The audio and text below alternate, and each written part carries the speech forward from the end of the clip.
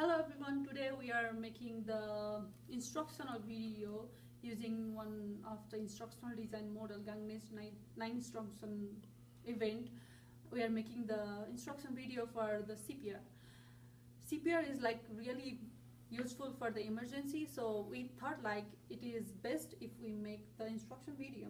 Usually CPR stands for the cardiopulmonary resuscitation. It is an emergency life-saving procedure that is done when someone's breathing or heartbeat has stopped. This may happen after the electrical shock, heart attack, maybe when somebody jumped from somewhere or anything. Like this is like something emergency case, so everyone should be ready for like do emergency help for someone. So we really think this is so useful. So now we are performing how it will work. First, check the surroundings and then call for help. Dial 911. After that, care for the person.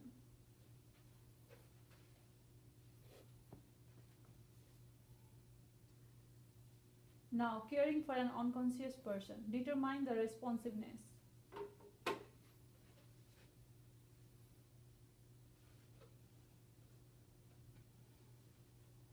Check for breathing and applause.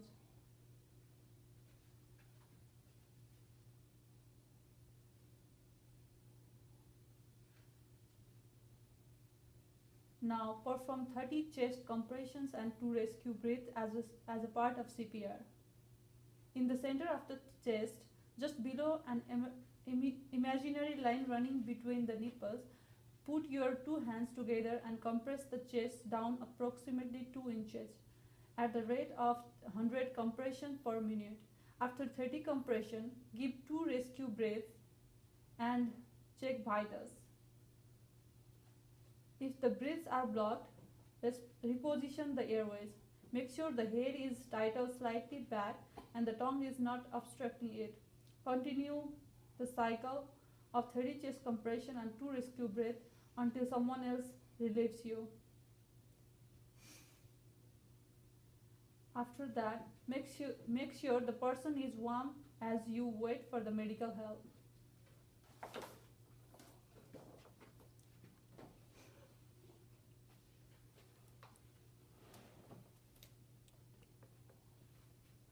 Okay, after performing this emergency training about CPR, there is something that you need to take care about. Like there is 3 points about CPR. It's called remember your ABCs of CPR, like A for airways, B for breathing, and C for circulation. Airways is for does the person have the blocked or blocked airways, like if there is someone like the person is blocking with airways, you need to clear that. Yeah. About the breathing, that the person is breathing or not. First you need to, before CPR, you need to make sure that person is not breathing. Yeah. And then circulation, like even the person is not breathing, you can see if the person has blood circulation or not. So these are the 3 main points of the CPR that you need to take care of. There's a lot of things that you need to pay attention about not doing it during the CPR. Like you cannot feed the person, like person is dying over, you cannot feed person with water or food or any kind of things. And do not leave the person alone, because the CPR training is for anywhere like disaster, there is earthquake, there is landslide, so you cannot leave the person. If there's something happen, you need to make sure that person is secure, even the person is unconscious. And then the person, like do not give the person, like do not cover the person face yeah. with pillow, with a blanket or anything. And then like when you are trying to check the responsiveness, do not try to slap or like grab or hold the person like strongly, because it may result into the person can die or something. Yeah. So these are the main thing of CPR. And then for this instruction of video, we use the Gangne's 9